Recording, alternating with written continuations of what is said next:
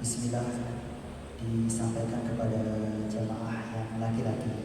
Silakan untuk merapatkan tempat duduknya ke depan terlebih dahulu agar kondisi kita dalam tampil akbar ini lebih oke dan insya Allah dapatkan lebih keberkahan.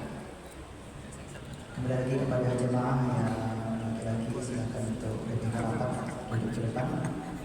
Dan juga disampaikan kepada untuk jemaah yang perempuan untuk duduknya lebih ke depan karena ini pembatas tirai lebih dikedepankan, jadi untuk jemaah yang perempuan boleh duduknya lebih ke depan.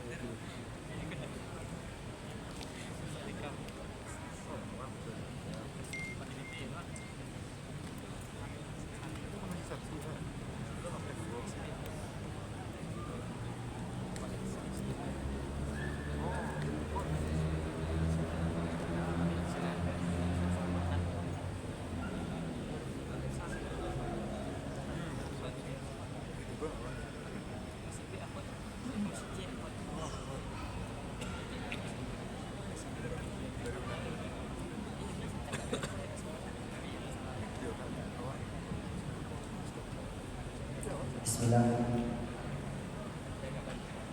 Assalamualaikum warahmatullahi wabarakatuh. Waalaikumsalam warahmatullahi wabarakatuh.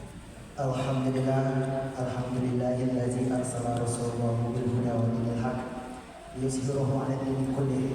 Asyhadu an la ilaha illallah wahdahu la syarika lah wa asyhadu anna Muhammadan abduhu wa rasuluh. Allahumma sholli wa sallim wa barik ala sayyidina Muhammad wa ala alihi wa sahbihi rasulillahi ajma'in. Amma ba'du. Yang terhormat Ustadz yang telah membersamai kita, Kohdenisin, yang kita hormati pimpinan DT Peduli Sumbang Bapak Fabian Adara Pratama, yang kita hormati pengurus Masjid Raya Syekh Ahmad Khatib Al-Minangkabau Sumatera Barat, dan juga kita hormati kepanitiaan DT Peduli Sumatera Barat dan sekaligus jamaah yang telah membersamai kita dalam keadaan berbahagia. Alhamdulillah. Pada kesempatan kali ini kita telah berada dalam masjid yang insya Allah kita akan mengadakan tamduk akbar kajian dengan tema menata hati memulai perubahan yang akan nantinya disampaikan oleh Ustadz kita Kohdenisin. Untuk membuka acara kita pada malam yang berbahagia ini, marilah kita buka dengan nafas basmalah. Bismillahirrahmanirrahim.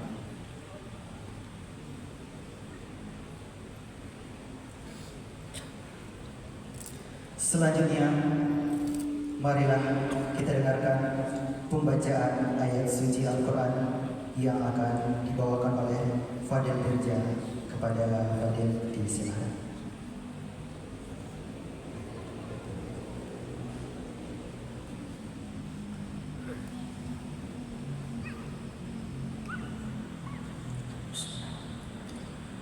Assalamualaikum warahmatullahi wabarakatuh. Waalaikumsalam warahmatullahi A'udzu billahi minasy syaithanir rajim. Bismillahirrahmanirrahim.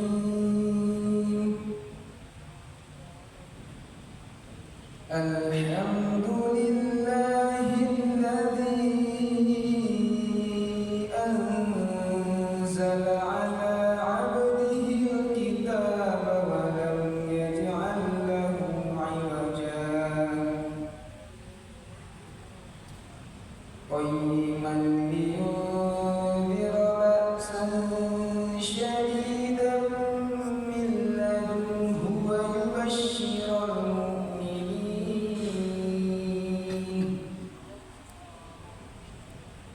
wa yubashshiral mu'minin alladhina ya'maluna as-salihati anna lahum ajran hasanan ماكثين فيه أبدا وينذر الذين قالوا اتخذ الله ولدا ما لهم به من علم ولا لآبائهم كبرت كلمة تخرج من أفواههم إن يقولون إلا كذبا فلعلك باخع نفسك على آثارهم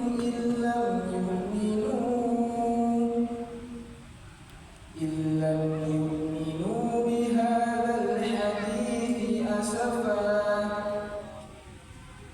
إنا جعلنا ما على الأرض زينة لها لنبلوهم أيهم أحسن عملا وإنا لجاعلون ما عليها صعيدا جرزا أم حسبت أن أصحاب الكهف والرقيم كانوا من آياتنا عجبا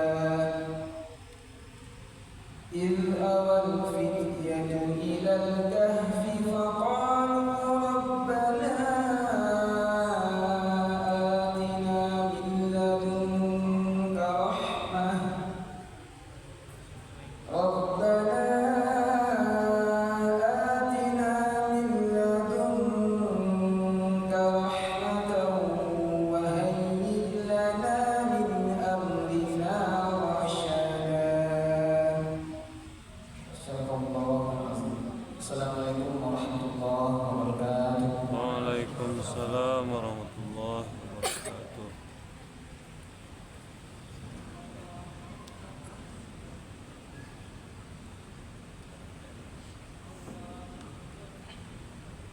Terima kasih kita ucapkan kepada Bang Fadil telah membacakan ayat suci Al-Quran di depan kita semua. Semoga dengan membaca tadi dan yang kita mendengarkan mendapatkan pahala dari Allah Subhanahu wa Ta'ala. Amin. Amin ya rabbal alamin. Amin. Disampaikan kepada jemaah semua untuk nanti kita akan ada memberikan infak. Maka untuk itu jemaah semua silakan untuk mempersiapkan infak terbaiknya, harta terbaiknya, karena nanti kita akan ada sesi untuk mengumpulkan. Jadi karena ini sifatnya beramal, sedekah, dan juga akan menjadi pahala yang bisa nanti jadi jariah untuk kita sampai kita tiada di bumi ini. Baik, selanjutnya marilah kita dengarkan terlebih dahulu sambutan dari DT Peduli Sumatera Barat kepada Bapak Fabian Andara Pratama. Disilakan.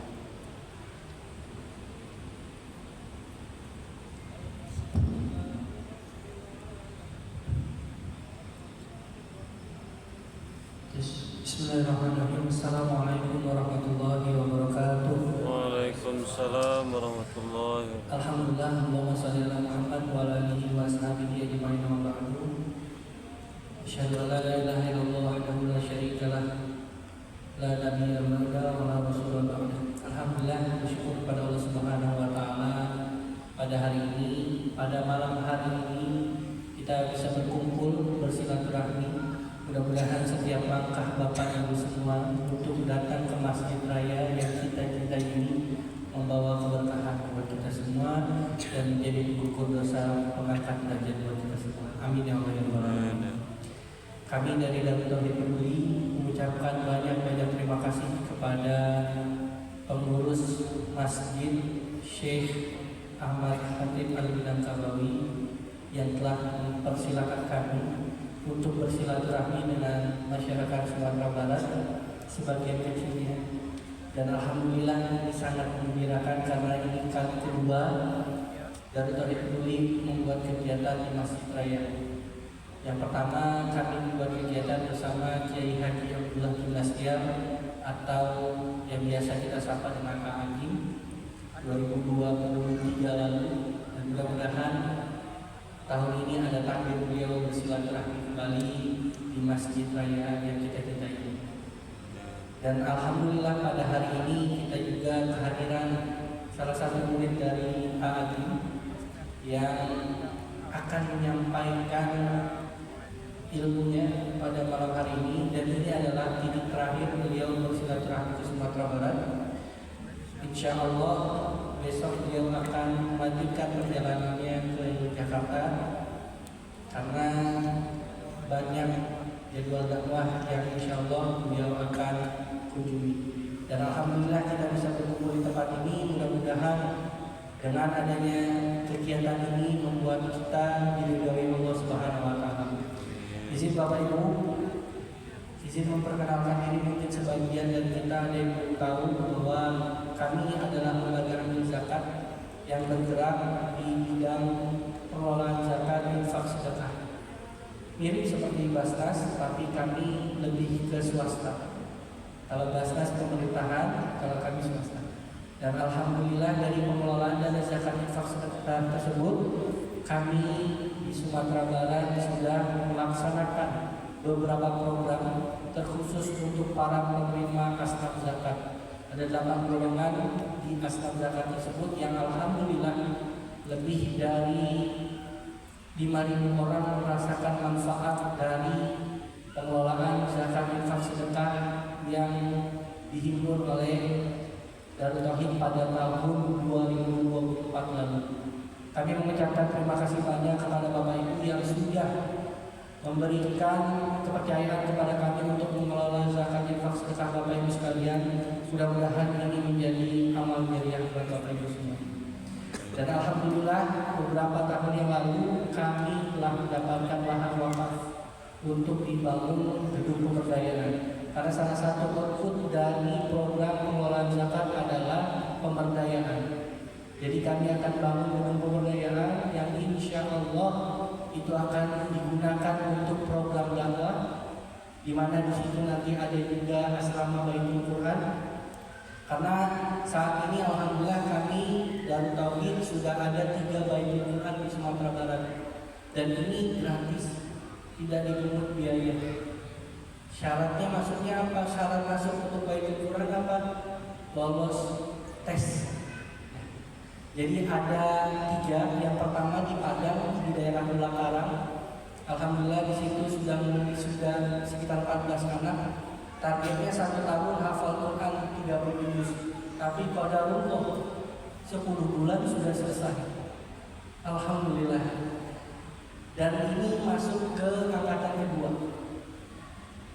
Terus ada di Bukit Tinggi 1, itu khusus untuk ikhwan laki-laki. Dan yang satu lagi ada di Umango Tanah Datar. Dan ini semua dibiayai oleh pengelola dana zakat infak sedekah. Namun untuk yang di Padang saat ini masih sewa tempatnya. Maka dari itu kami membangun asrama supaya program ini bisa terus berjalan. Maka dari itu Bapak Ibu, kami mengajak Bapak Ibu semuanya untuk sama-sama mempersiapkan diri, mempersiapkan harta terbaik untuk pembangunan gedung pemberdayaan. Jadi nanti ada tim yang insya Allah akan bergerak. Dipersilakan kepada tim. Silakan Bapak Ibu semuanya untuk mempersiapkan harta terbaik dan niatkan bahwa ini untuk menjadi amal jariah buat kita semua. Dan insya Allah banyak juga program-program pemberdayaan ekonomi yang sudah dilakukan, juga sosial kemanusiaan ketika ada kebencanaan yang terjadi di Sumatera Barat. Alhamdulillah Darut Tauhid juga berkontribusi untuk membantu mulai dari recovery, mulai dari tahap darurat recovery sampai program pemberdayaan orang-orang yang terdampak dari kebencanaan itu. Dan kami juga mengucapkan terima kasih sekali lagi kepada Bapak Ibu, saudara-saudara sekalian yang saat ini hadir dan merasa pernah berdonasi kepada Darut Tauhid. Mudah-mudahan apa yang diberikan menjadi amal jariah buat Bapak Ibu semuanya. Baik Bapak Ibu yang dirahmati Allah Subhanahu wa taala, mungkin tidak banyak yang akan saya sampaikan. Insyaallah malam ini kita akan sama-sama simak ilmu yang akan disampaikan oleh Qadir Islim yang nanti akan dipanggil langsung oleh MC. Mungkin itu saja yang bisa saya sampaikan. Kurang lebihnya mohon maaf. Billahi taufiq wal hidayah. Wassalamualaikum warahmatullahi wabarakatuh. Waalaikumsalam warahmatullahi wabarakatuh.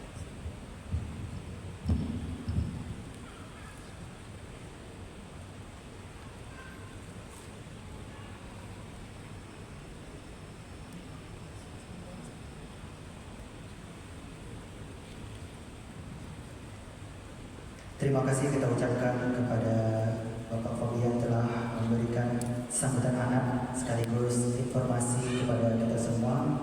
Untuk itu, bapak-bapak, ibu-ibu, abang-abang, kakak-kakak, adik-adik dan teman-teman semua untuk mempersiapkan harta terbaiknya karena ini akan dicatat oleh Allah Subhanahu wa taala dan akan menjadi pahala insyaallah. Baik, ini momen yang kita tunggu. Kita akan mendengarkan sebuah kajian dari Qadir Islim. Beliau telah membersamai kita di sini.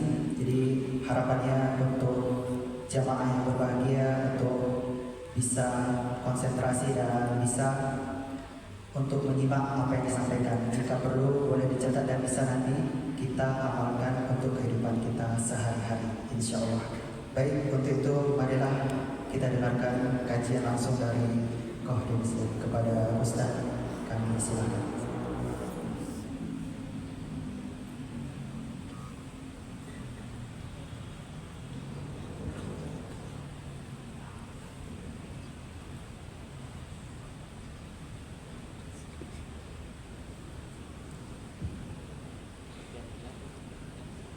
Sama aja.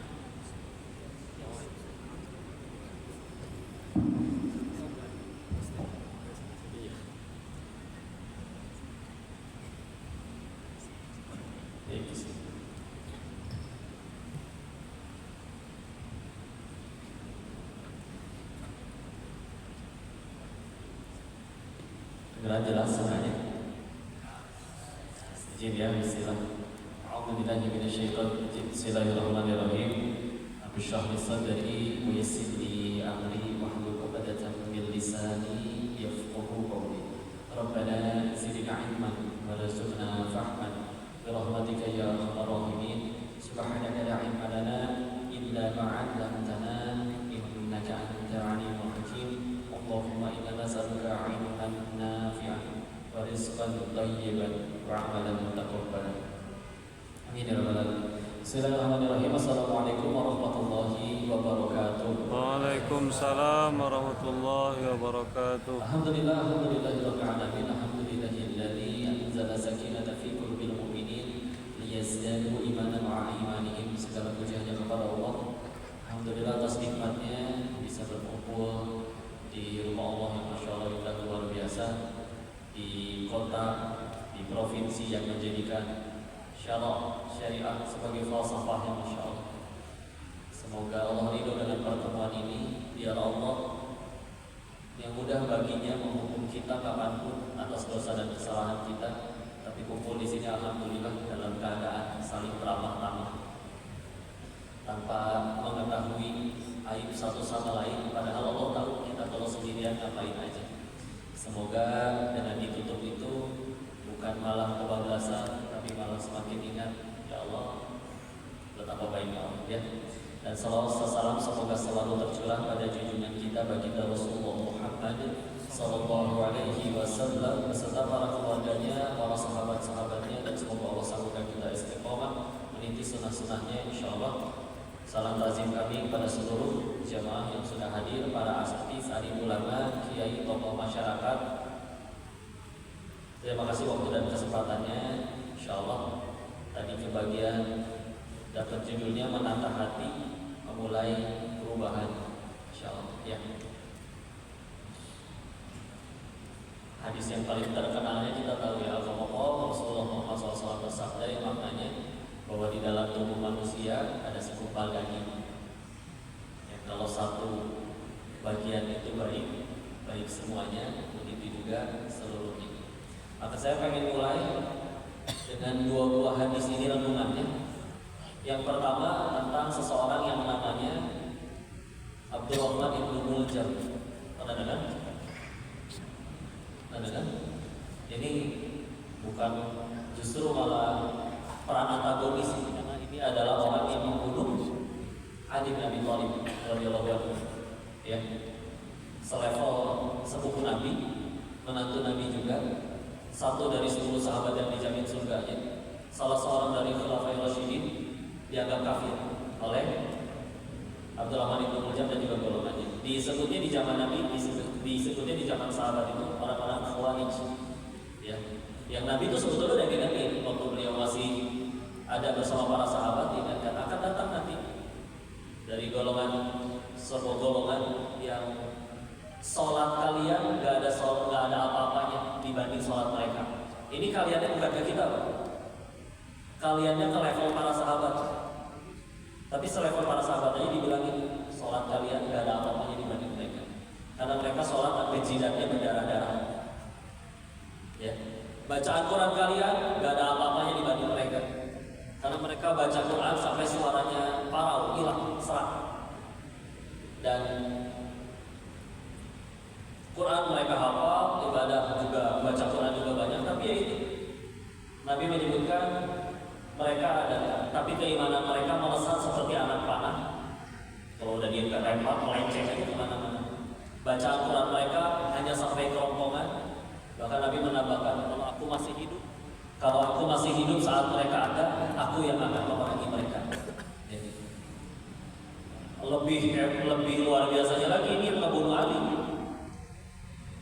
Waktu dihukum, dikisos, dipotong kedua tangannya, diam, antang, gak bergeming, sambil zikir, seolah kayak di atas kebenaran.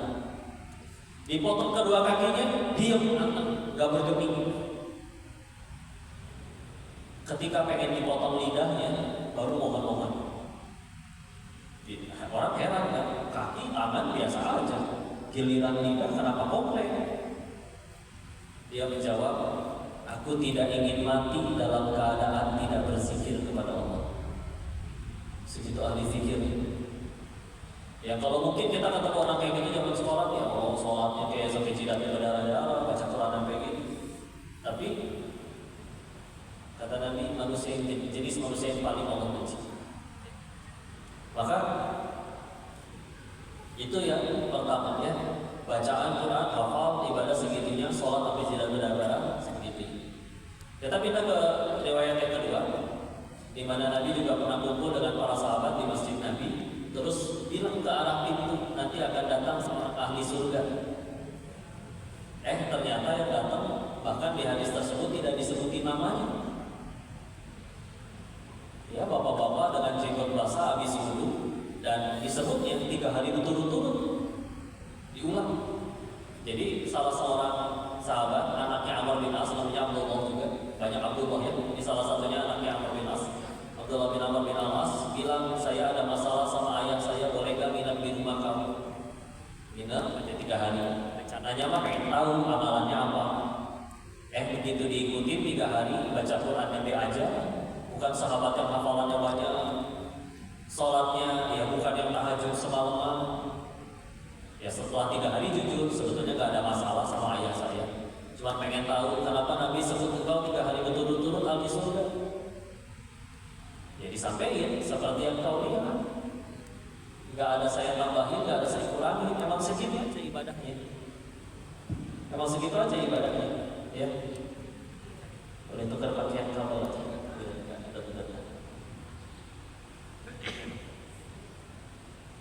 Bismillah. Ini aja ya Pak. Lebih enak. Izin maaf Ustaz. Makasih Ustaz. Ya. Ya kayak gitu aja, nggak saya tambahin, nggak saya kurangin, segitu aja. Tapi ya ini baru dibilang tapi aku tidak pernah tidur dalam keadaan belum memaafkan orang yang menyakitiku. Tidak pernah ingin nikmati orang lain hilang. Tidak pernah sedih ketika orang lain dapat kebahagiaan. Intinya ibadahnya istilahnya kalah sama yang tadi bunuh Ali, tapi ibadahnya nyampe ke hati. Sehingga jadi renungannya adalah ya Allah, kira-kira kita ngaji, sholat mas setiap hari, ngaji juga ada yang setiap hari. Bahkan ada yang kalau lagi gak datang ke pengajian pun dia handphonenya nontonnya pengajian terus di YouTube. Tapi kan pertanyaannya, itu sudah mengubah diri kita sampai seperti apa? Sehingga Allah berfirman di Quran surat ke-26 Asy-Syu'ara ayat 98-99-nya, A'udzu billahi minasyaitonir rajim. Yauma la yanfa'u malun wala banun. Akan ada hari di mana harta dan anak-anak kita itu gak laku di sana. Gak akan ditanya anaknya direktur atau enggak, kamu saldonya berapa miliar, nasabah prioritas atau enggak. Illa man atallaha biqalbin salim, kecuali ia yang datang kepada Allah dalam keadaan hati yang selamat, hati yang bersih. Karena ini suka ngelamun sendiri, ya Allah, ngaji bismillah selamat.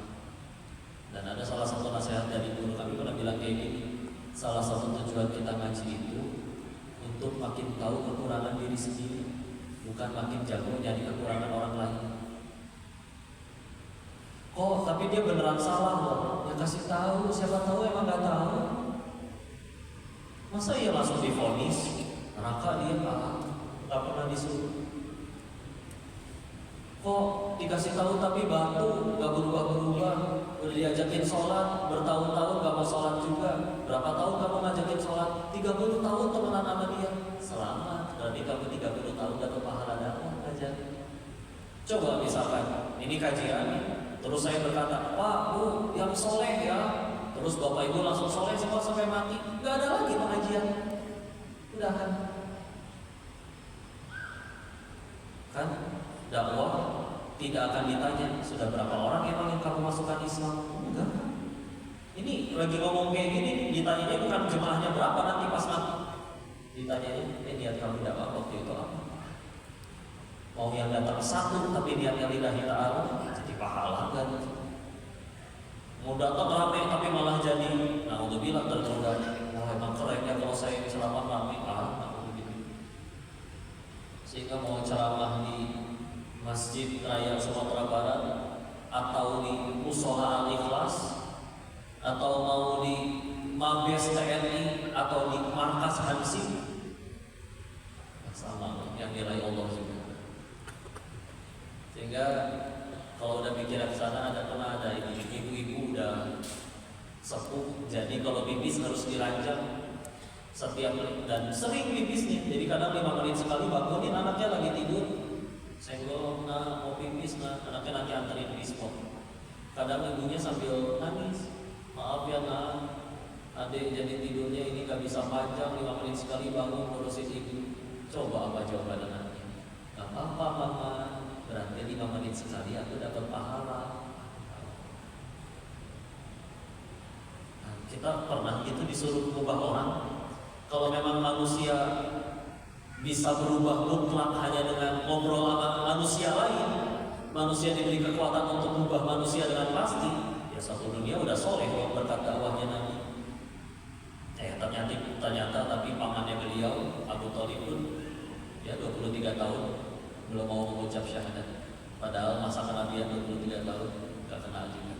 Atau ya Nabi Nuh 950 tahun anaknya kena air. Nabi Ibrahim alaihissalam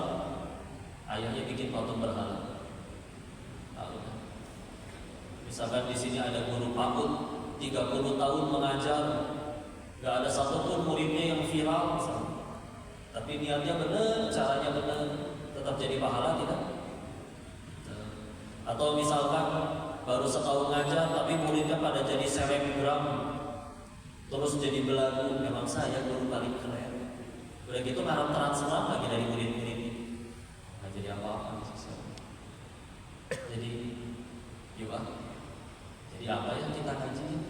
Sedangkan pernah juga dapat nasihat kayak gini dari guru kami. Ada bapak-bapak lagi bakar sampah, nemu ularnya diem aja, udah mati kali ya. Tapi daripada nakutin, mendingan dibakar. Dipegang ularnya, hidup pak, gigit, berdarah tangannya. Kaget, ularnya jatuh ke kobaran api. Si bapak itu dengan tangan yang masih berdarah, dia ngambil kayu panjang, berusaha nyelamatin ularnya. Ya orang heran, Pak, bapak habis digigit loh sama ular itu, kok diselamatin? Dijawab, ular gigit, gak bisa milih. Mana ada ular mau megang-megang cewek, cowok, kaya, belum kaya, direktur atau karyawan? Ya dia terancam ya gigit. Ya masa ular mau gigit gini-gini ya? Ini si bapak kayaknya banyak utang, saya gigit kan gigit ya. Ular gak bisa milih. Kita manusia kan bisa milih. Masa aku berbuat baiknya harus nunggu dibaikin dulu? Maka kalau misalkan dia misalnya udah kuliah, belajar, ngaji sering, tapi difitnah balas fitnah, dicaci balas caci, disikut balas sikut. Terus buat apa sekolah tinggi-tinggi, ngaji sering-sering kalau misalnya niru keburukan orang doang? Fitnah buruk tidak? Fitnah buruk tidak? Ya, tapi ada tahu buruk ditiru juga ya. Tapi kalau misalkan ternyata emang nggak boleh, kalau masa kita harus pasif dijahatin diem aja, ya silakan. Ya. Kalau pengen jaga jarak supaya nggak dizolimi, maka. Tapi ya jangan bikin dosa yang sama.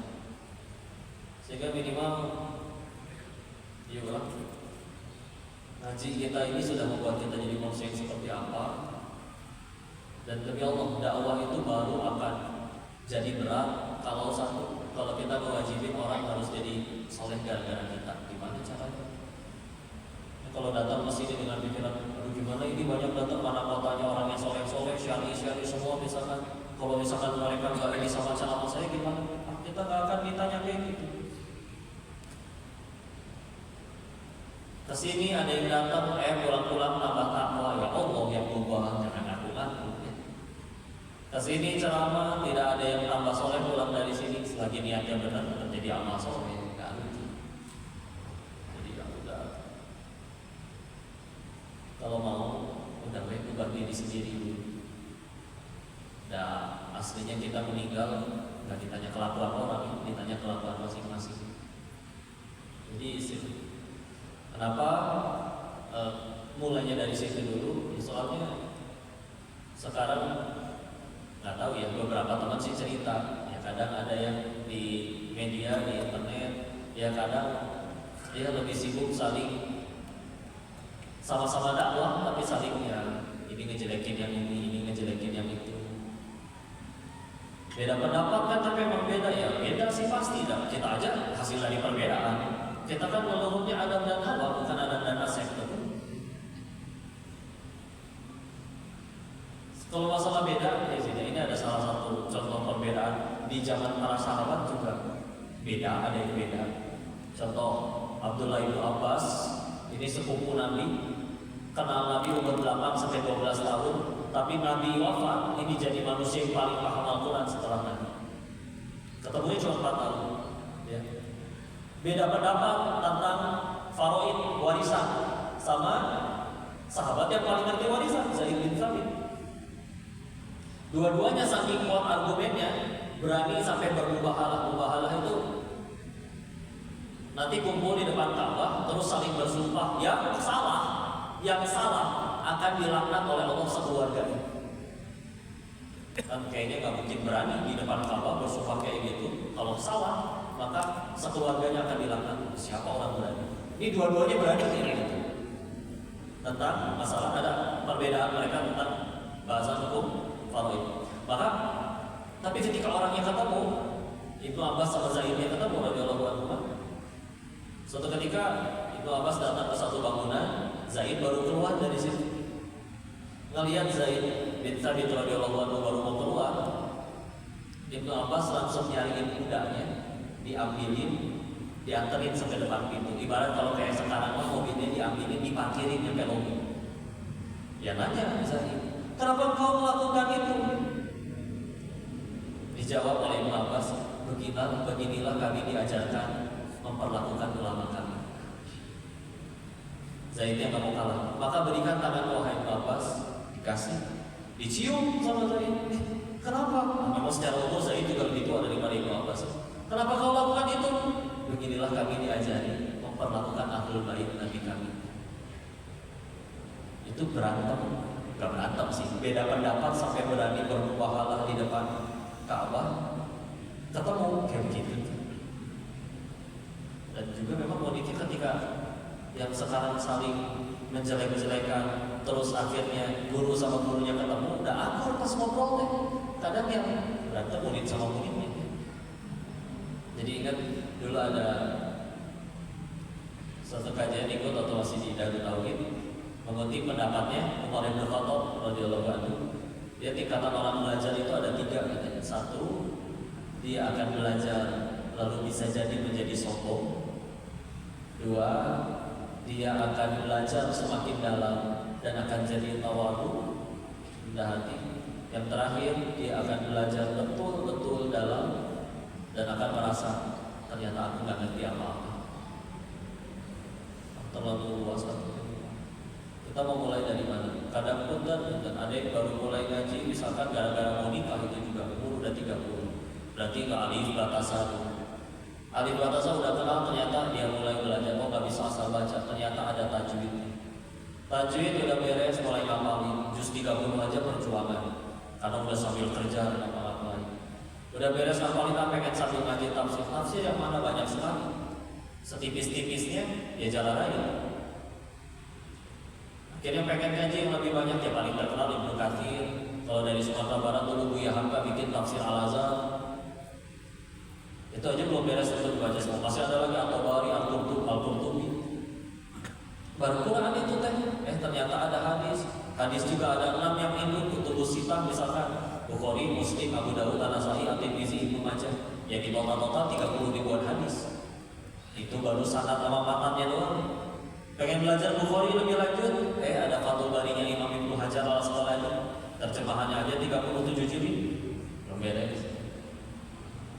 Tergantung cetakan juga sih. Ada yang nyampe 59 jilid kan. Ya. Belajar Sahih Muslim, ada penjelasannya. Ibarat kalau Quran ada tafsirnya, hadis ada syarahnya, yang udah dari Imam Nawawi. Belajar yang Tirmidzi, ada lagi syarahnya dari Tuhfatul Alfaznya Imam Syekh Abu Barakfuri.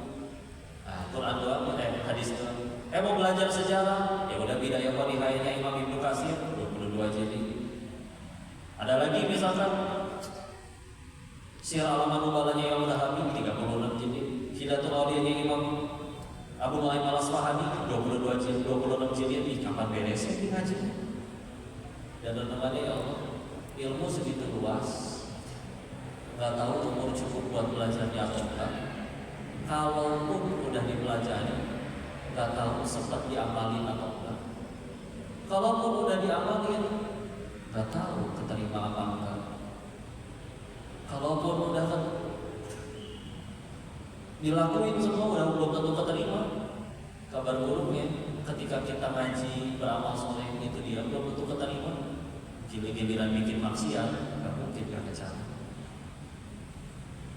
Terus kalau ingin ke arah sana, masih pengen itu sibuk berantem. Sama-sama jadi baik aja. Guru kami pernah nasihatin kayak gini. Misal kita tahu kan perjalanan kita sebetulnya masih awal ya. Habis kehidupan nanti ada alam kubur, barzakh. Nanti nyambung kepada mahsyar. Dan mahsyar terus nanti yaumul hisab, terus mizan, timbangan, nyebrangin sirat, terus ada surga atau neraka, ada telaga emas, sekian banyak panjang ya. Dan repotnya satu hari di sana kan sama dengan 1000 tahun di sini. Naudzubillah kita gagal. Di padang mahsyar matahari didekatkan seperti sekitar 1 jengkal dari atas kepala, tanpa alas kaki, tanpa busana, tanpa berkhitan. Sebagian orang bahkan tenggelam oleh keringatnya sendiri, bahkan ada yang berjalan dengan wajahnya diseret.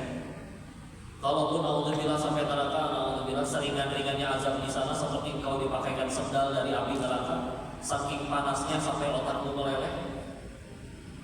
Kalau lapar disediakan buah zakum bentuknya kayak kepala setan. Kalau haus disediakan nanah yang mendidih. Kalau diminum malah usus kita yang melonyok. Kalaupun katanya ternyata begitu pengadilan Allah beres, oh ternyata saya cuma 1 hari mau di neraka. Ya itu dia, 1 harinya kan sama dengan 1000 hari, 1000 tahun. Atau mau ngambil yang Al-Ma'arij ayat 4 surat 70. Da'arijul malaikatu wal ruhu ilaihi fi yaumil kana biqadaruhu khamsina alfa sana. 50 tahun.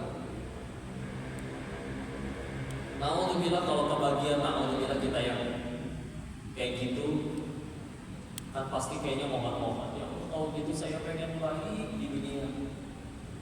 Misal ini mah lamunannya renungan, ternyata dikasih sama Allah, ya udah balik sana ke dunia sebulan. Kira-kira mau dipakai apa tuh sebulan? Sedekah, berbuat baik. Kira-kira orang menghina kita bakal milih apa? Bakal mudah tersinggung gak? Bakal mudah kambekan gak? Bakal mau gak sholat jemaah? Kayaknya apa juga dilakuin. Orang utang, jangankan kayaknya begitu dibangkitin lagi, saldo berapa langsung dinolin kayaknya. Tahu soalnya sebulan lagi balik bisa ini. Kalau sebulan ini saya rapotnya gak bagus, remedial. Yang tadinya biasa disinggung dikit, ngambek, pundung, diblok, gak mau kenal. Cuma kalau misalkan ternyata kayak gitu udah ngerasain, dikasih waktu sebulan, orang mau ngapain gitu. Bahkan bisa jadi, bisa kita yang makasih kali dihina orang. 1, soalnya hinaan yang disebut sama mulut dia lebih sedikit daripada kehinaan kita yang asli. 2, bisa jadi jahatnya orang jadi wasilah dosa kita ada yang bisa dibersihin, izin. Bisa jadi ada dosa kita yang belum bisa kehapus karena segitu-gitunya amalannya. Udah mah ya kalau mau jujurin, ya Nabi Adam diusir dari surga 1 dosanya. Kita mau ke surga emang dosanya 1. Nah ini kan repot. Terus mau ke surga kadang yakin dengan amalan yang mana dulu, sholat kita yang sering lupa rakaat itu. Udah gitu zuhurnya jam 3, asarnya jam 6, subuhnya kadang jam 9 sekalian duha. Itu juga kuliah dulu, sekalinya gantiin atau imamnya. Kadang rakaat ketiganya sujudnya apa? Dikira orang khusyuk banget ya, padahal lagi mikir habis ini tasyahud atau ini. Tadinya nyari kunci gak ketemu di dalam sholat, ingat iya di kantong jaket. Kalau mau jujur mah kurang. Kalau ada yang kayak gitu, capek tahu bikin mau berantem. Iya orang bisa jadi ada yang salah yang pengen, bisa jadi emang beneran ada yang salah atau bahkan menyesatkan. Tapi ya sholat tuh lah. Mereka bisa bikin videonya saja, kita juga bisa. Dakwah salah-salah dakwah. Kadang kan yang disesalkan sholat sama-sama sholat, bedanya kadang ternyata bukan sesuatu yang terlalu fatal, tapi kan seenak.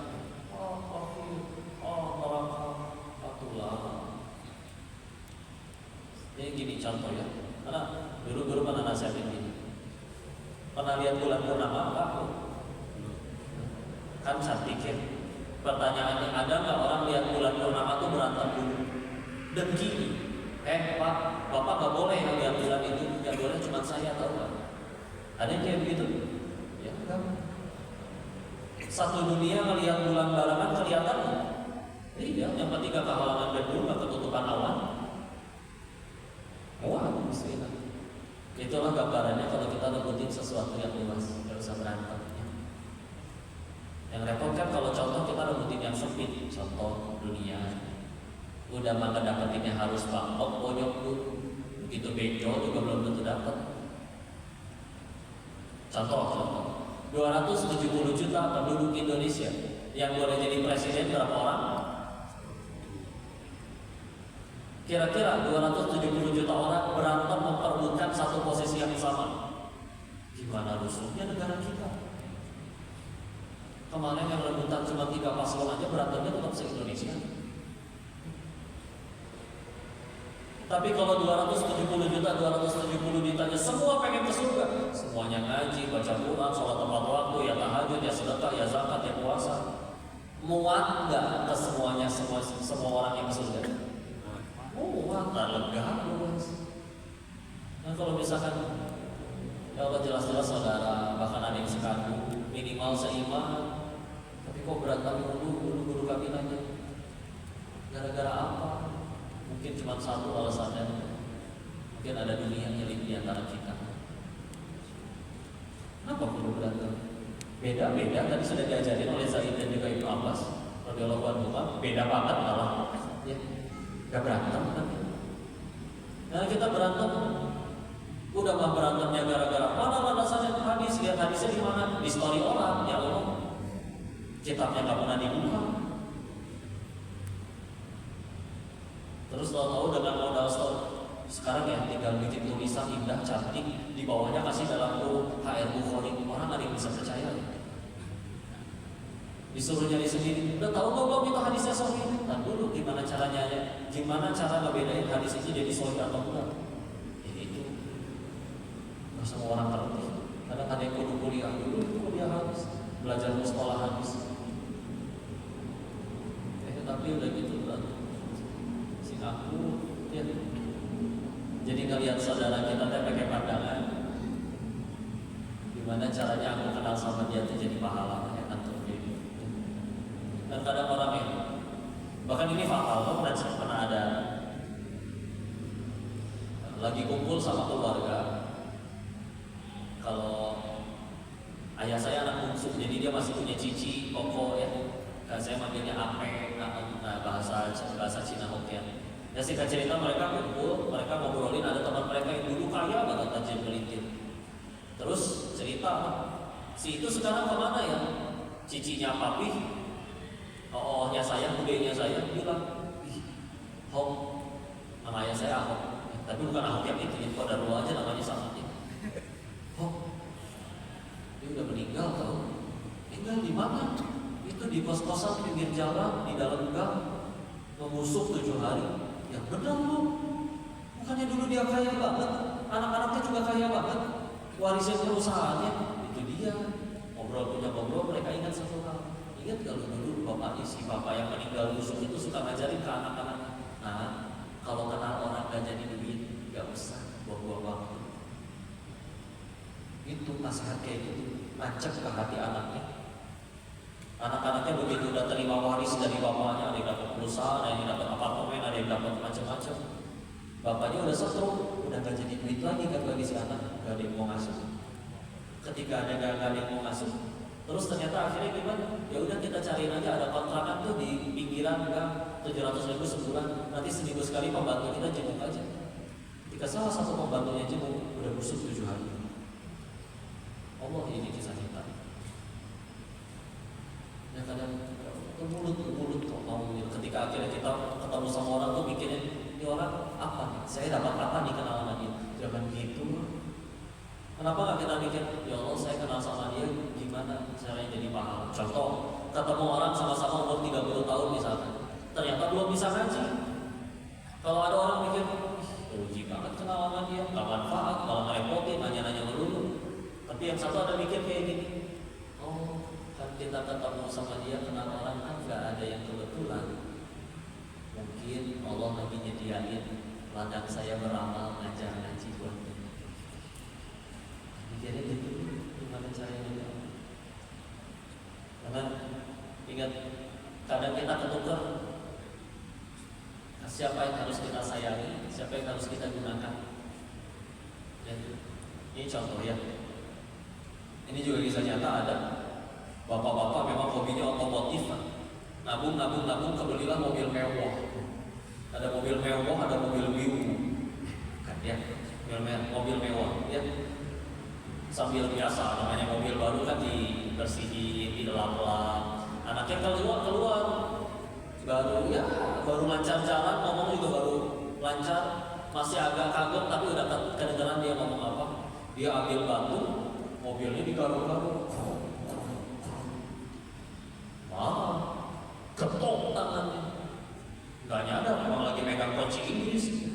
Betul, pingsan si anak saking kesakitan.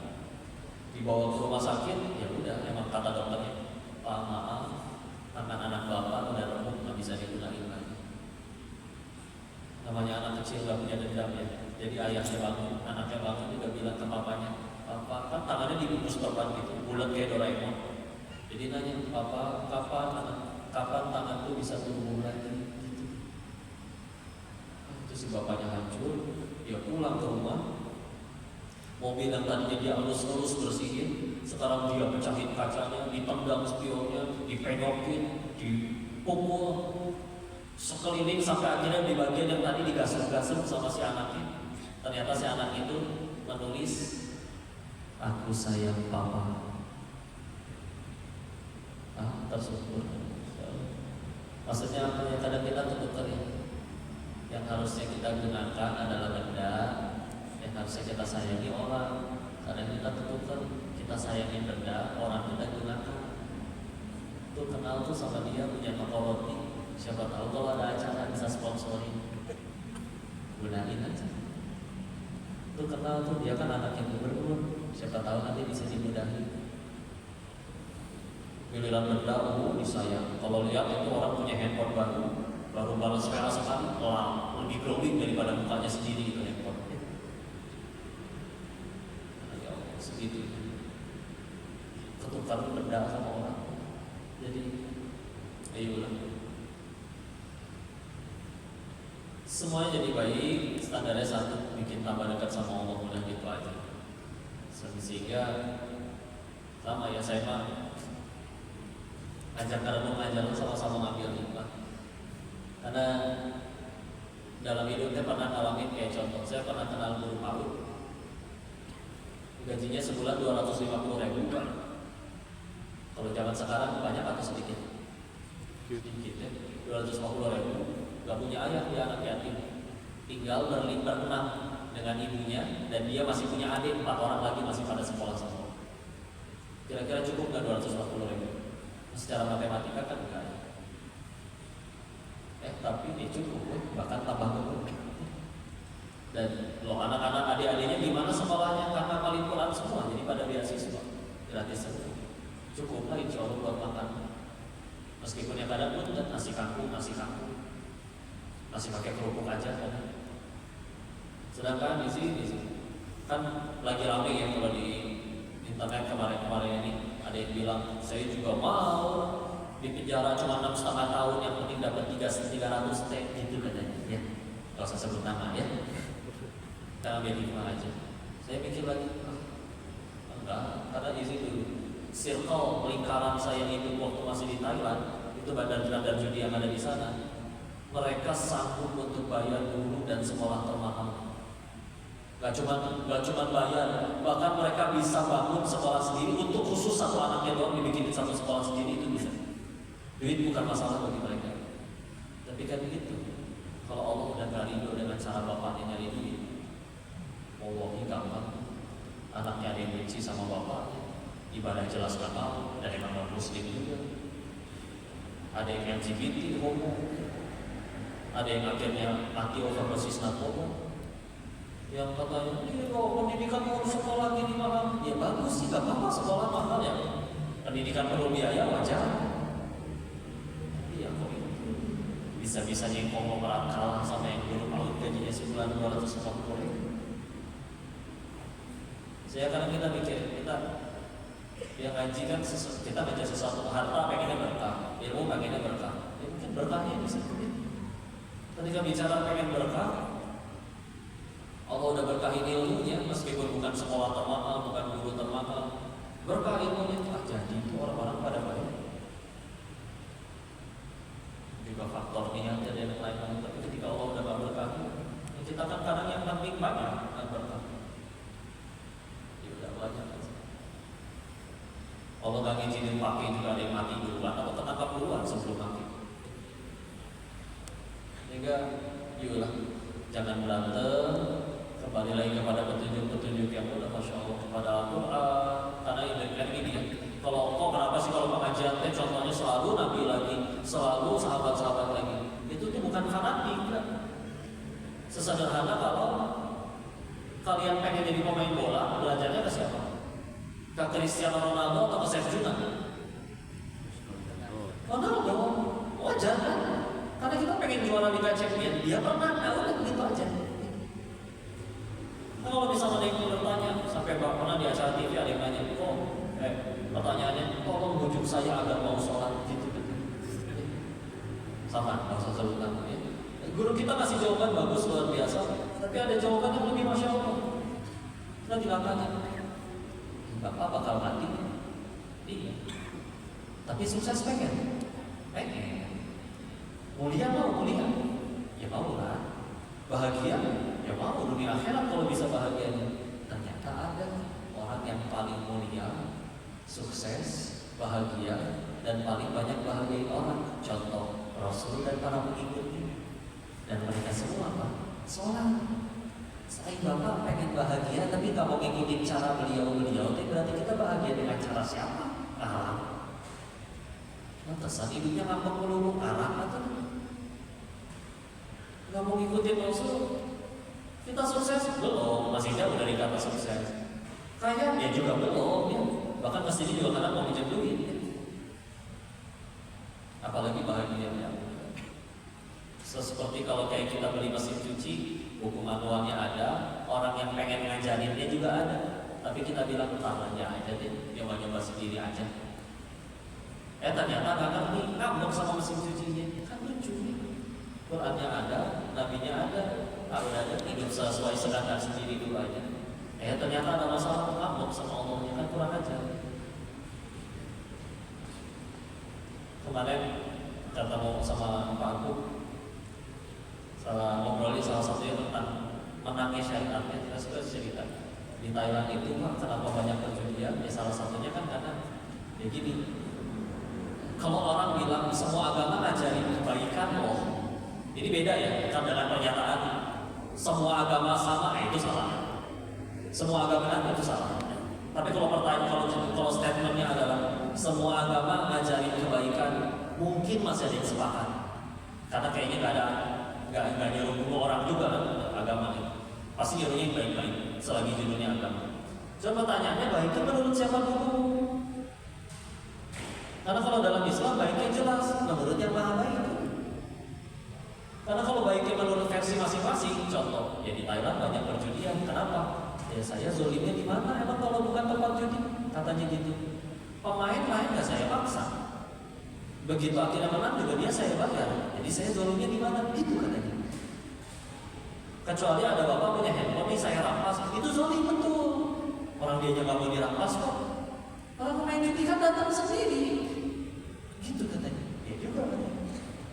Atau izin mohon maaf ya. Salah satu yang juga banyak di Thailand adalah gimana saya memperhalus ya hybrid lah ya, hybrid ya. Atasnya laki-laki, bawahnya perempuan. Ada mobil hybrid kan, setengah minyak, setengah listriknya. Nah ini atas. Kalau bahasa Jawa Laura, lanang orang, wadon orang kan. Sama bagi mereka, saya zolimnya di mana? Saya operasi duit sendiri.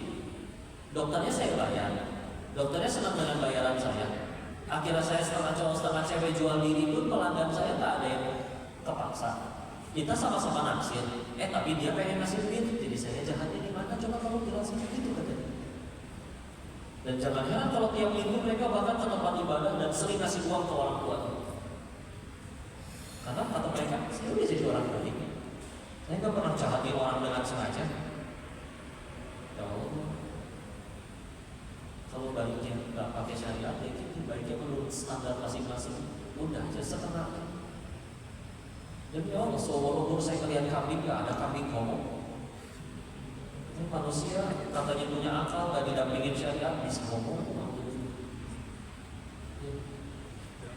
Islam jelas baiknya standarnya syariat. Kata Allah jangan-jangan, kata Allah lakuin, udah sederhana.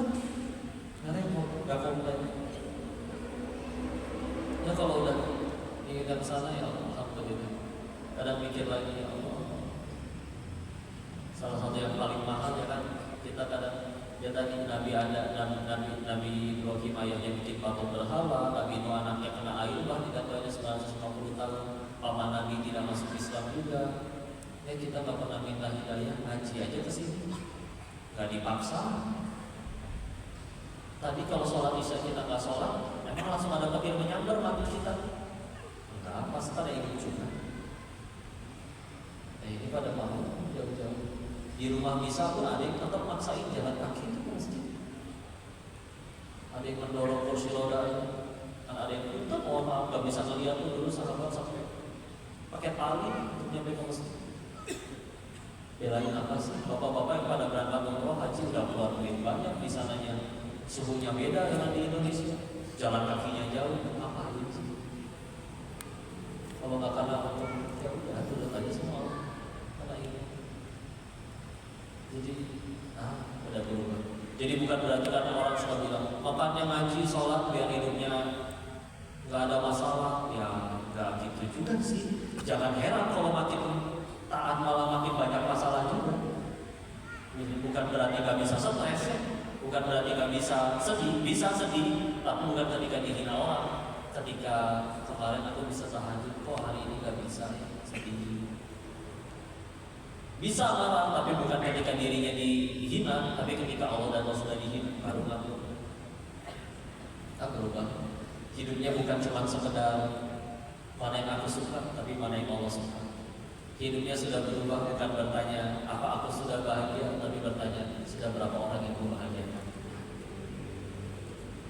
Nah jadi kalau enggak ngomong melulu sampai akhirnya ya kalau capek bahkan ibu-ibu pengen selalu kelihatan langsing, tiap kali foto tahan nafas, capek. Berhasil kelihatan langsing, wajahnya biru, mengamuk. Ya gitu lah ya. Kadang validasi. Kata orang kebutuhan manusia 3, sandang, pangan, papan. Ada yang keempat katanya pengakuan orang. Apa fungsinya jam tangan, Bu? Apa fungsinya jam tangan? Lihat waktu. Bapak Ibu percaya ada jam tangan harganya 5 miliar? Ada yang beli lagi di Jakarta. Enggak, kalau mobil saya ngerti. Mobil 5 miliar sama mobil second 100 juta memang larinya kencengan yang 5 miliar. Mungkin jam tangan 5 miliar sama jam tangan 25.000 di Pasaraya emang kecepatannya beda. Wah, jam tangan Bapak 5 miliar itu apa kelebihannya ya Pak? Ini 1 jamnya setara 5 menit kok, berarti rusak Pak. Kok kan bisa dipakai aja? Lucu ya manusia ya. Bisa begitu. Ampun. Ada orang kalau kadang kata pernah bilang kayak gini, kita itu hamba Allah, bukan hamba dunia. Kalau jadi hamba dunia, cirinya 3. 1,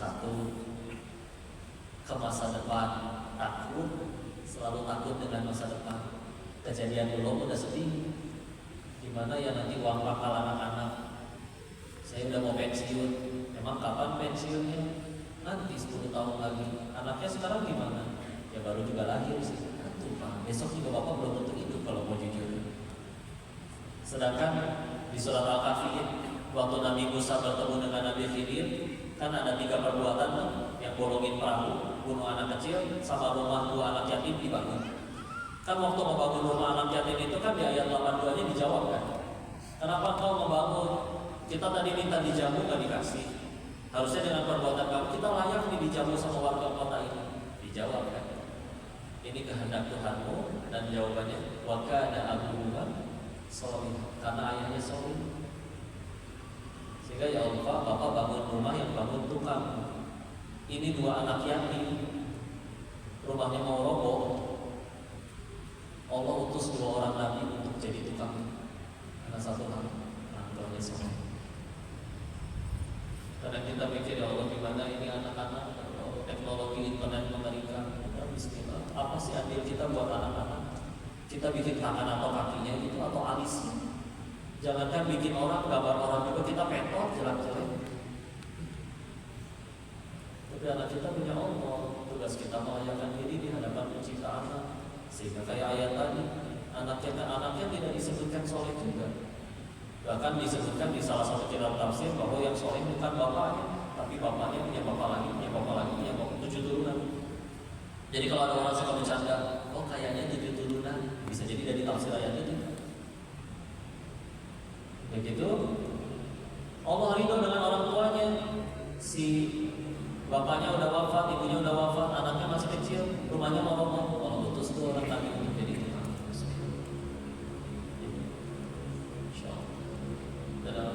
Karena kata psikolog ya, dari 100% hal yang kita takuti, yang kejadian cuma 15% biasanya.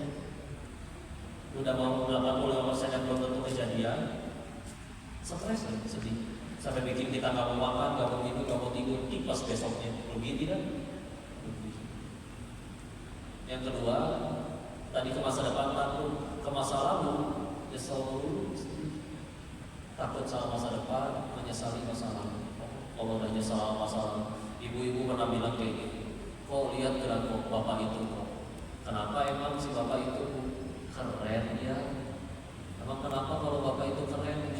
Ada aja 40 tahun yang lalu ibu terima cintanya dia, aku lalu 40 tahun gitu. Ya, tapi dia baik tau kok. Ya dia baik karena bisa jadi suaminya yang istrinya yang sekarang, bukan ibu. Coba sama ibu bisa jadi galak. Udahlah move on. Bapak sama ibunya juga udah kisut sekarang. Bisa. Begitu. Sampai pernah ada kisah nyata. Lucunya orang-orangnya Masya Allah. Ada ibu naik ojek online. Naik ojek online. Begitu nyampe langsung dikasih dan handphone. Pak, lihat ya, nih bintang 1. Bu, saya salah apa? Jemputnya tepat waktu, nyampainya tepat waktu, bawa pelan-pelan, gak nyenggol, gak jatuh, gak ketabrak. Helm 2, saya bagus, saya kasih ibu, saya pakai yang baru, yang jelek. Kenapa dikasih bintang 1? Si ibunya buka helm. Dulu kamu malah cinta saya tahu. Ya Allah, gagal move on. Itu ciri yang kedua. Masa lalu nyesel. Ciri yang terakhir, GTA, galau tiada akhir. Karena capek hidupnya. Ke masa depan takut, ke masa lalu nyesel. Padahal kita hidup hari ini. Sehingga yang lain hidup hari ini kita semangat, berkarya, produktif. Ini tiap hari andai aja dulu. Aduh itu nanti gimana ganti presiden? Stres sendiri. Sampai pelantikan aja kita belum tentu hidup. Jadi capek. Sedangkan kalau Allah bismillah, lempeng aja nih. Baik orang jahat, halusan dia. Udah baik orang jahat, ya kan dia yang jahat, masa dia yang jahat saya dihukum? Tenang. Tapi kamu dibalas air susu dengan air luba loh. Kamu balas air susu dengan air luba loh. Iya, tapi kan saya berbuat baiknya bukan supaya dia suka, biar Allah suka. Coba satu dunia cinta Allah benci, kan saya yang repot. Tapi tetap aja dia mengkhianati. Saya bakal mati. Nabi Adam aja diusir dari surga, dosanya 1. Saya pengen ke surga, emang dosanya 1. Berarti lumayan dia gugurin dosa saja. Berarti harusnya dia yang saya kasih kue bolu, kasih kue. Paling bingung orangnya. Kok kamu habis saya fitnah kasih kue bolu? Bukan saya yang baik, Allah dan Islam. Oh gini ya Islam. Ajarin saya ngaji dong, malah jadi hidayah. Tapi kelakuannya nyebelin. Alhamdulillah meninggal gak ditanya kelakuan orang. Itu kayak Allah.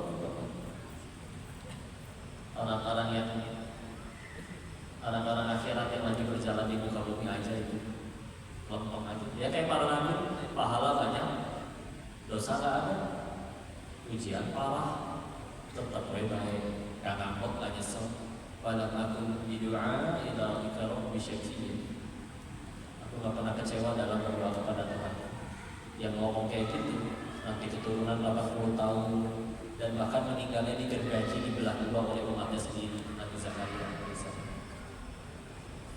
Kok bisa hidup kayak gitu? Ya bahagianya bukan yang aku suka, udah berubah ke Allah. Ya.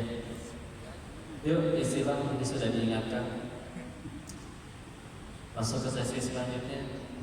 kembalikan MC lagi dulu Ustaz, atau gimana? Oh selanjutnya silakan kalau ada yang mau ditambahkan atau didiskusikan atau dikoreksi, barangkali saya salah menyampaikan atau ada yang ditanya. Ya, tafadhol silakan.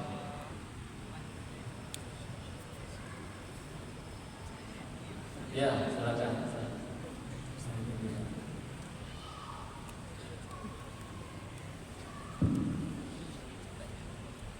Baik, Assalamualaikum warahmatullahi wabarakatuh. Waalaikumsalam warahmatullahi wabarakatuh. Izin bertanya Ustaz, perkenalkan nama Anda Abdurrahman dari mahasiswa UNAN. Izin bertanya Ustaz, selama beribadah, tentu beribadah di kala sendiri itu susah sekali dalam ibadah khusyuk Ustaz. Kadang kita beribadah itu perlu validasi dari orang lain biar semangat. Nah, kira-kira bagaimana kita konsisten agar bisa ibadah itu khusyuk sendirian, kemudian ibadah sendirian itu bisa lebih istiqomah lagi gitu. Nah, kira-kira bagaimana demikian pertanyaannya buat Anda? Ya, bismillah. Izin ya satu-satu. Yang pertama jelas kita tolong sama Allah dulu ya. Kadang kan kita suka kurang minta tolong ya. Kayak contoh, kok pernah ada yang nanya, kok pengen bangun tahajud, udah pasang alarm 3, kok masih gak bangun? Ya bangun deh, bangunin ya Allah, bukan alarmnya. Coba gerak beres sholat isya, biasanya minta macam-macam, tambahin. Ya Allah nanti malam saya mau tahajud. Kalau Allah udah bangunin, bangun. Mau pipis kek, digigit nyamuk kek, digigit singa kek. Gampang kalau udah bangun. Ya, cobain bismillah ya Allah. Pengen bisa khusyuk. Kalau doa yang diajarkan Nabi juga, Allahumma a'inni ala dzikrika wa syukrika wa husni ibadatik. Kita supaya husni ibadatik, supaya baik ibadah kita kepada Allah, kepadamu ya Allah. Ya berarti itu juga suatu tadi doa. Kadang kita hafal sih, tapi kadang nggak tahu artinya. Ya. Dan terus, memang kalau lagi futur tuh jangan sendirian. Makanya memang kalau laki-laki kan asalnya bareng-bareng berjamaah. Sama sering-sering wisata rohani. Kemana wisata rohaninya? Kuburan. Ya Allah, dulu dia lebih kaya dari saya, habis juga dimakanin cacing. Hartanya malah bikin anak-anak yang lain. Atau ketemu, ya kalau di Surabaya pernah mampir ke rumah kanker Indonesia, di Bandung pernah mampir rumah Singgah Al-Fatih, itu ketemu dengan orang-orang yang kata dokter umur saya 6 bulan lagi, tapi sedia katanya enakan saya udah dikasih tahu keluar tiketnya boarding passnya, jadi bisa packing, coba foto. Kalau ternyata nanti malam belum sempat packing gimana? Gitu kan.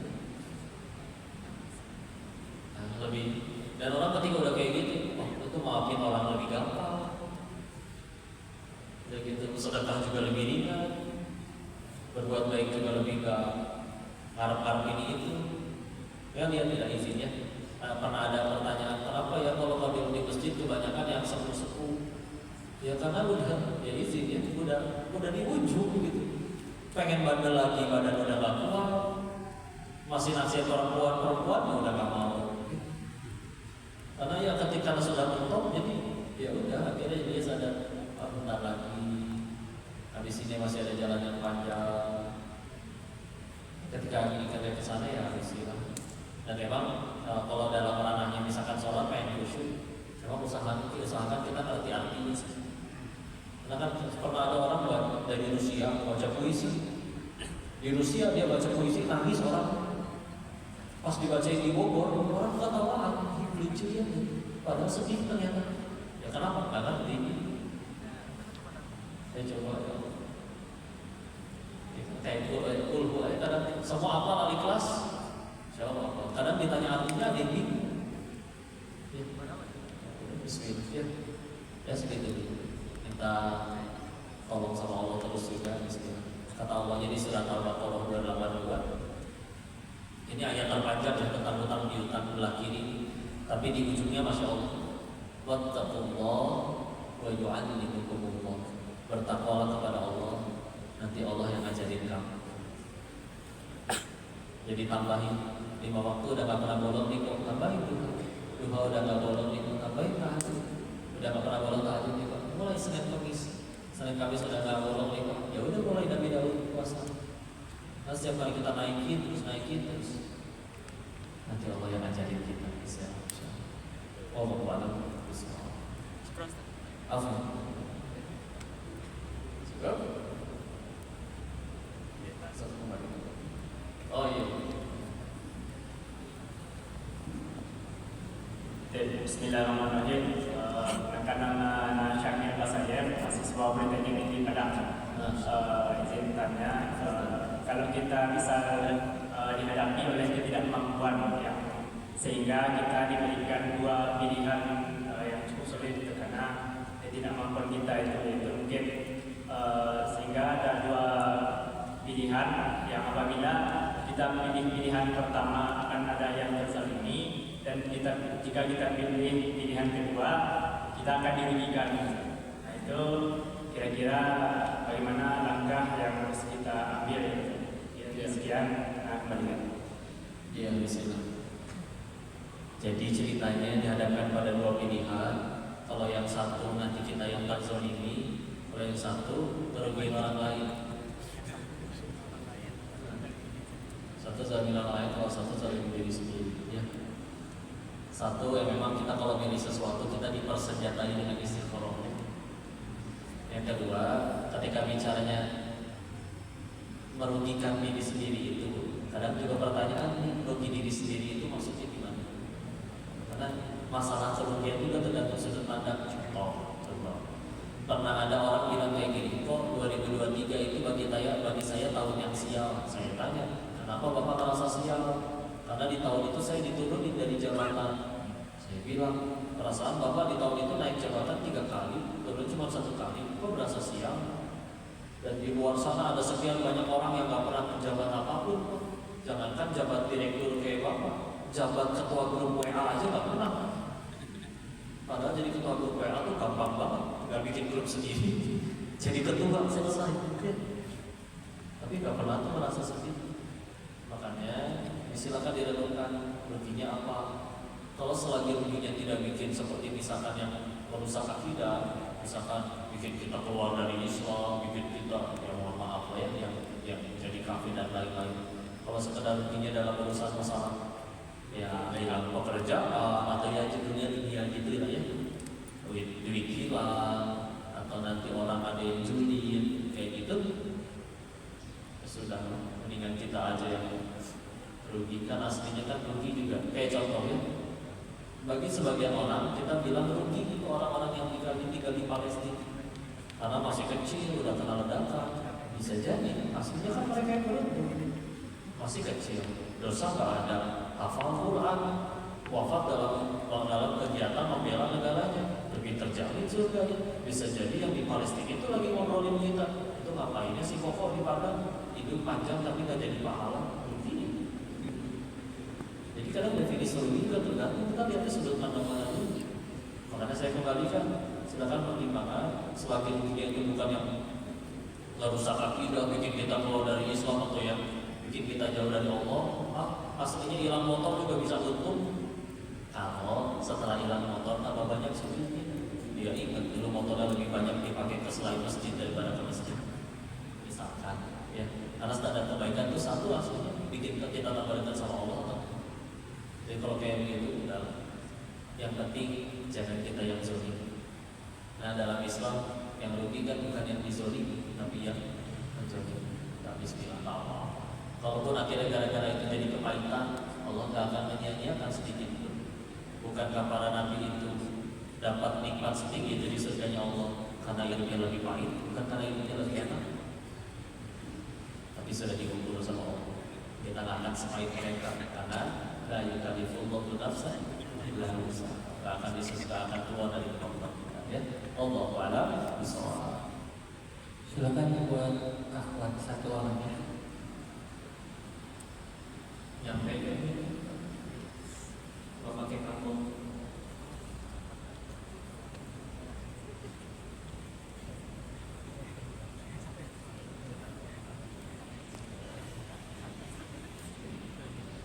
Bismillahirrahmanirrahim. Assalamualaikum warahmatullahi wabarakatuh. Waalaikumsalam warahmatullahi.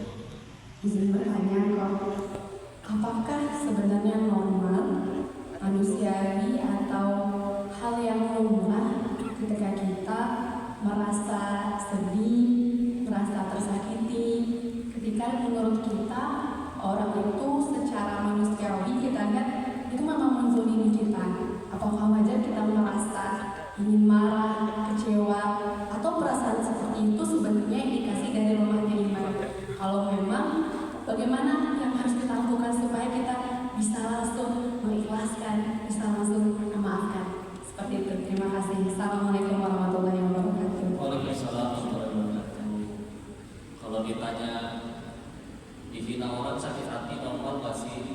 wajar sih sebetulnya mah aslinya mah. Dan tapi kan proses ya, makanya kan waktu itu salah satu obat terbaik. Karena ada orang misalnya kayak gini, saya pertama kali waktu SMP dipanggilnya bukan nama tapi Ahok. Jadi kan sekarang suka manggilnya nama bapaknya ya. Oh dulu ngambek. Tapi akhirnya saya dipanggil kayak gitu setiap hari sampai kuliah. B aja. Bahkan kalau misalkan ada kalau di sekolah Katolik kan nama Denis ada banyak ya. Ini gue Denis mana? Denis Ahok. Sekalian biar tahu gitu jadi gitu ya. Selagi judulnya dunia bisa bosan, bisa mati rasa gitu ya. Ya awalnya sakit bisa, tapi coba ketika itu terjadi lagi, nanti ada titiknya kita nyampe di titik bahwa gini ya karakter orang bisa sakit, bisa kecewa, sampai akhirnya kita nyari sesuatu yang kalau gitu ke siapa tuh yang gak mungkin kecewa, ya akhirnya nyari kamu Allah, gak mau berproses. Makanya kan kadang kesalahan itu kan masya Allah ya, kita bisa belajar banyak ya. Kabar baiknya kan ya seperti contoh Allah Rasulullah SAW maknanya kalau misalkan kita semua udah gak punya dosa, kan kata Rasul akan diganti dengan suatu kaum yang bisa berdosa dan Allah akan memaafkan ya. Dan aslinya kalau misalkan ya kontan gitu segera mutlak gak boleh salah, dan sekali salah kita langsung dapat hukuman ya. Kata Allah di surat 35 Fatir ayat 45, walau yu'akhidullahu an-nas bima kasabu ma taraka 'ala dhahriha inda. Kalau sekiranya manusia bikin dosa balasannya kontan, tidak tersisa makhluk bergerak yang bernyawa. Berarti satu pun gak luput dari dosa, dan satu pun aslinya saya, bapak, ibu semua pantas mati atas dosa-dosa. Kenapa masih ramai kayak begini? Walakin yu'akhiru ila ajalin musamma. Tapi Allah akhirkan sampai waktu yang ditentukan. Kadang-kadang saya pernah dengar kajian yang Ustaz Syafiq yang belum bilang kayak gini, ada loh orang bisa masuk surga gara-gara dosanya. Masa iya? Iya, gara-gara dia ingat dosanya. Jadi setiap kali pengen futur ninggalin sholat, malu, jadi sholat lagi. Dia lagi malas ngaji, dia ingat dosanya, malu, jadi ngaji lagi. Dia ngelihat orang, ya Allah, orang meskipun mungkin sholatnya telat, tapi saya tahu dia tak pernah berbuat dosa sebanyak saya. Masa saya dosanya lebih banyak, dan mudah bagi Allah mati kita waktu lagi maksiat, terus kita nggak mau taat. Jadi akhirnya dia taat lagi. Gara-gara ingat dosanya terus. Jadi ya wajar orang nanti, dan pasti Allah kirim. Ya kayak tadi Nabi mulia aja masih banyak yang jahatin. Ya si koko yang tidak mulia ini pasti harus ada yang jahatin, nggak boleh nggak ada. Tapi kan tadi ketika akhirnya sudut pandangnya berubah, itu dia ya, masalah itu kadang nggak usah diapa-apain, semudah ganti sudut pandang beres urusan. Ketika tadi masih mikir ya Allah bahagia di mulut orang kan capek. Ketika udah tahu bahagianya yang mau musibah sih. Ada dua orang sedekah, sama-sama sedekah 1 juta sama 1 juta, tapi yang satu ngambek, yang satu bersyukur. Apa coba yang bedain? Sudut pandangnya. Yang satu pengen kaya, jadi dia kesel kalau dimintain duit. Yang satu dia sadar, ya Allah ingin duit titipan, baru jadi kebaikan kalau udah saya ubah jadi pahala. Ya udah yuk kita jadi pahala. Ke lampu merah biasa ada yang minta, lagi pada nggak ada. Ke masjid lagi digembok semua kotak amalnya. Ke panti disuruh pulang, maaf ini panti baru, anaknya baru 2, donatur alhamdulillah banyak. Daripada nggak kepake, mendingan disalurin dulu tempat lain. Nangis tuh dia di depan aku. Ya Allah, kau segitu gak pengennya yang nerima aku beramal. Melihat dia nangis, dianterin. Lupa, di sana ada tempat sedekah. Biasanya ketika sedekah yang makasih yang terima, ini malah yang kasih yang bilang makasih. Makasih yang udah menjadi jalan bagi saya beramal. Coba, apa yang kita ini? Sudut pandangnya kan, yang satu udah ke Allah, yang satu masih ke duit. Dan kayak gitu, perlu waktu, terburu-buru. Kabar baiknya kan yaitu dia Allah nggak pernah benci berdosa, Allah cuma benci dosa. Ya proses kita berapa kali bikin dosa nggak mati-mati. Karena emang dengan akhirnya dosa itu kita nyadari gini ya ternyata bikin dosa. Emang saya ngelakuinnya enak ya, tapi ternyata malah kayak gini samping main judi. Ternyata gini efek samping pinjol. Kadang kan orang, jujur kan saya juga waktu SMA baru mau berhenti kebut-kebutan setelah jatuh dari motor. Padahal sebelum jatuh dari motor, teman-teman yang lain banyak yang udah pada jatuh. Tapi sebelum saya sendiri yang jatuh, nggak berhenti ngebut. Proses. Tenang aja Allah saya. Ya. Maka ya sudah. Anggap aja mulut orang itu ya tadi. Ya ibarat kalau kita mati besok orang mau ngomong sepahit apapun kayaknya tenang aja. Karena bukan itu lagi soalnya prioritas. Ya, nggak mau proses ya. Allah ada usaha. Ya, baik jemaah sekalian, sebelum ditutup dengan doa, kami izin memberikan informasi kepada jemaah sekalian bahwa tadi sudah disampaikan bahwa Darut Tauhid saat ini sedang membina beberapa santri penghafal Quran, ada 26 santri penghafal Quran yang tadi dibebaskan biaya. Sebelumnya setelah safari awal, alhamdulillah ada beberapa orang berkomitmen untuk menjadi orang tua. Nah, pada saat ini kami mau mengajak Bapak Ibu semuanya untuk sama-sama berkomitmen memberikan yang terbaik untuk saudara-saudara kita yang saat ini sedang menghafal Quran di Sumatera Barat dalam binaan Darut Tauhid. Dan insya Allah dana nanti yang terkumpul menjadi operasional untuk kegiatan Baitul Quran. Dan alhamdulillahnya informasi buat teman-teman semua, kebutuhan biaya Baitul Quran dalam 1 bulan itu satu orang anak 1,5 juta. Besar kecil Bu, Pak? Ini ada suaranya. Besar kecil? Kecil bagi Allah ya. Bapak dikasih uang, izin Pak ya. Ceritanya Bapak dikasih uang 50 juta. Suruh sedekah 1,5. Siap? Oh, mikir. Baru ceritanya aja udah mikir.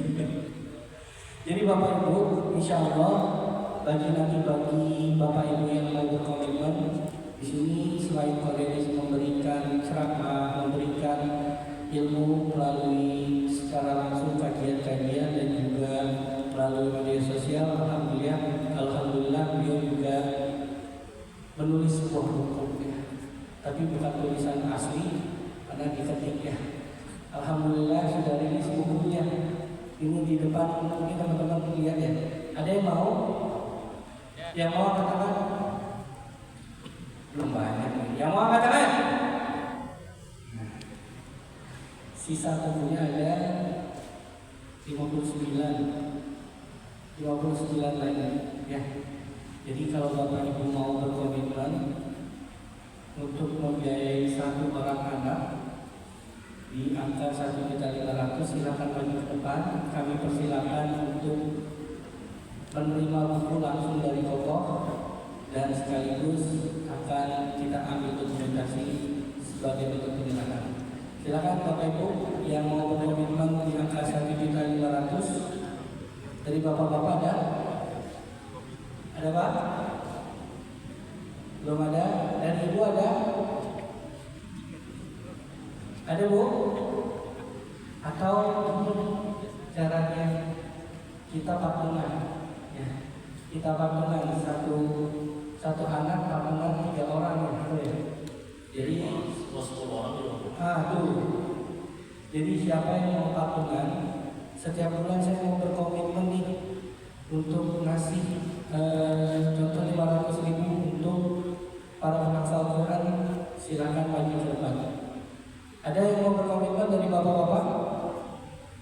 Yang mau berkomitmen di angka 500.000 rupiah, silakan maju ke depan.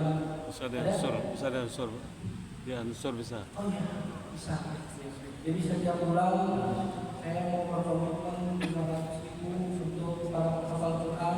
Insya Allah mudah-mudahan dimurahkan rezeki. Bahasanya jadi orang tua asli. Iya, menjadi orang tua. Silakan. Takbir. Satu orang. Ini teh buku pertama ceritanya, ceritain dari lahir sampai yang di Thailand sampai yang sekarang. Alhamdulillah mudah-mudahan jadi kebaikan. Silakan yang mau. Silakan. Ada lagi? Belum bisa ngapalin Quran tuh teman-teman Darut Tauhid ngajakin. Ya udah jadi orang tua asuhnya aja.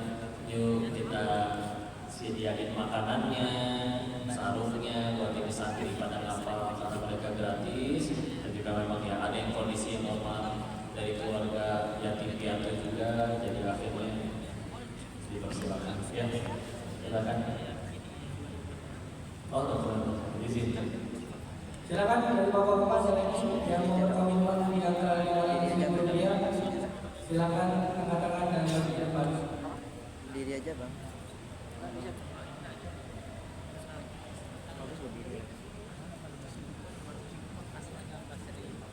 Dari ibu-ibunya ada? Dari akhwat ada yang mau berkomitmen 500.000 rupiah setiap sebulan sekali? Bisa di awal, bisa di akhir. Silakan bisa dari depan langsung ditandatangani oleh Kedenis bukunya karena jarang sekali Kedenis datang ke sini.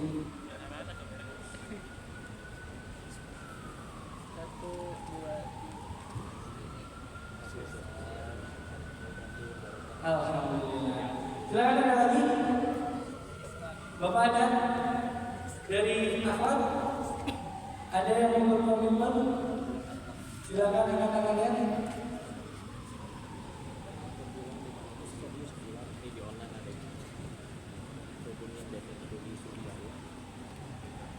Ada? Silakan. Belum ada? Silakan yang mau berkomitmen, turunkan lagi ya. Silakan bagi teman-teman yang mau berkomitmen di angka 250.000 setiap bulan, boleh angkat tangan dan maju ke depan. Ada dari bapak-bapak? Dari ibu ada? Boleh angkat tangan dan izin maju ke depan. Ada bu? Angkat tangannya? Belum ada.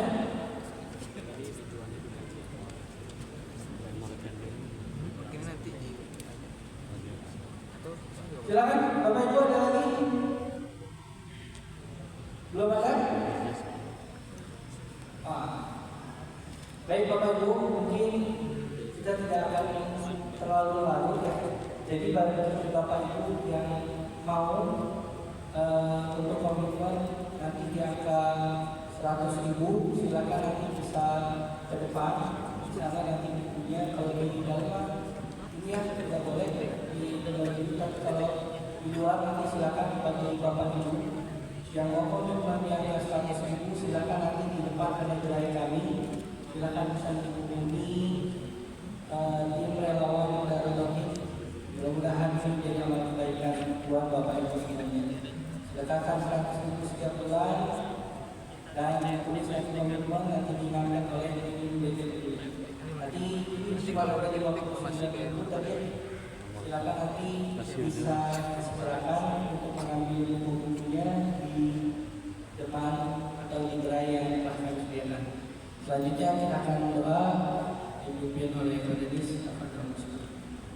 Ya, izin kita tutup dengan bermunajat kepada Allah. Silakan yang punya hajat masing-masing disuarakan dalam hati ya, Allah pasti mendengarnya. Ingat doa itu pilihannya cuma 3, 1 dikabul, 2 dijauhin dari musibah, 3 diampuni dosanya. Selagi doanya doa baik, pilihannya cuma 3 itu. Ya. A'udzubillahi minasyaitonirrajim. Bismillahirrahmanirrahim. Allahumma shalli ala sayyidina wa habibina wa syafiina wa maulana Muhammad.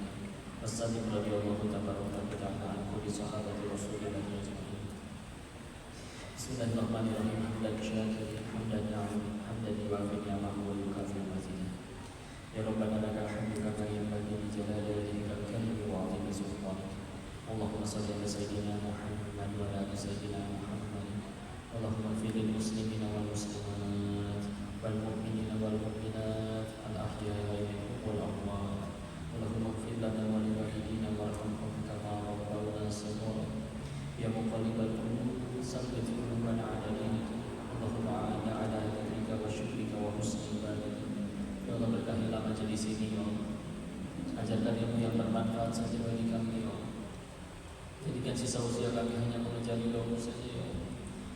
Engkau yang takdirkan kami dikumpulkan di masjid ini, maka ridhoilah kelak juga Kau mengumpulkan kami di dalam surga-Mu ya Allah. Walau ini hamba-Mu yang takut atas dosanya sendiri, takut atas ganjarannya, tapi kepada siapa lagi kami mohon ampun jika tidak kepada-Mu. Hanya Engkau yang punya kuasa mengampuni dosa, hanya Engkau yang kami tahu ampunannya lebih luas dari murkanya, dan hanya Engkau yang kami tahu tidak pernah mengecewakan hamba-hamba-Nya ya. Tolong jangan kecewakan kami ya Allah, meskipun kami amat sangat sering mengkhianati-Mu ya. Jangan Kau biarkan kami wafat dalam keadaan dosa kami belum Kau ampuni ya. Jangan Kau biarkan kami wafat dalam keadaan taubat kami belum Kau terima ya Allah. Ya Allah, kami titip orang-orang yang kami sayangi kedua orang tua kami, angkat tinggi derajatnya, hapuskan dosa-dosanya, terima amal soleh, izinkan kami jadi pahala jariah bagi mereka ya Allah. Kalau ada keluarga kami yang masih belum hijrah, belum mau sholat, belum mau menutup aurat, Kau menggenggam hati mereka ya Allah. Anugerahkan hidayah bagi mereka ya Allah. Dan yang belum punya pasangan, anugerahkan pasangan yang soleh-solehah ya Allah. Yang punya hutang Kau maha kaya ya Allah, lunasi hutang-hutangnya ya Allah. Layakkan kami menjadi hamba yang layak Kau tolong ya Allah. Ya Allah, juga yang belum punya keturunan, anugerahkan keturunan yang soleh-solehah, yang hafiz-hafizun. Rabbi habli minas sholihin, Rabbi habli minas sholihin, Rabbi habli minas sholihin, Rabbi habli min ladunka dzurriyyatan thayyibatan innaka sami'ud du'a. Rabbi la tadharni fardan wa anta khairul warithin. Rabbi ij'alni muqimas shalah wa min dzurriyyati rabbana wa taqabbal du'a. Allahumma inna nas'aluka ridhaka wal jannah wa na'udzubika min sakhatika wan nar. Allahumma inna nas'aluka husnul khatimah wa na'udzubika min su'il khatimah. Dan kami mohon selamatkan saudara-saudara kami di Palestina ya Allah. Hancurkan musuh-musuh Islam yang menjajah menzalimi mereka ya Allah. Jadikan sisa usia kami bisa memiliki iman seperti mereka ya Allah. Jadikan syahid dan husnul khatimah saudara-saudara kami yang harus wafat di sana ya Allah. Kami malu ya Allah, seringkali gelisah hanya karena lebih mereka sedang bersimbah untuk menggapai jannah ya Allah.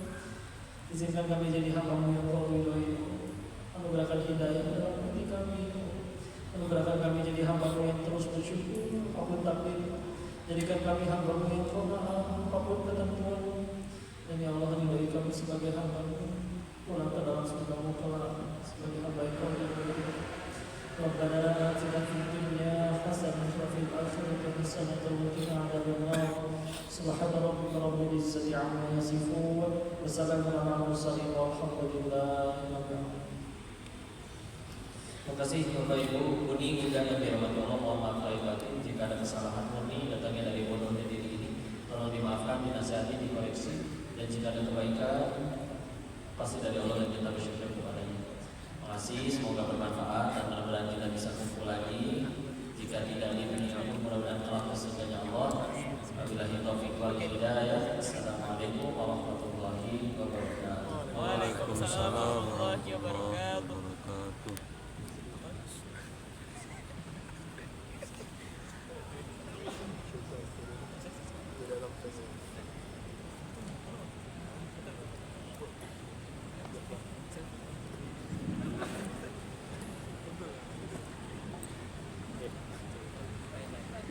Baik, alhamdulillah, syukur sallallahu kita ucapkan kepada Ustaz telah memberikan penguatan untuk kita mengingat nasihat diri kita masing-masing. Semoga apa-apa yang disampaikan tadi bisa kita amalkan dalam kehidupan sehari-hari kita, dan mengikuti kajian-kajian seperti ini ibarat bahasa kitanya cas hati kita untuk tetap selalu dekat kepada Allah. Maka ketika kita gundah, ketika kita down, ikutilah kajian-kajian, ikutilah kebaikan-kebaikan sehingga kita untuk kuat lagi menghadapi atau menjalani hidup ini.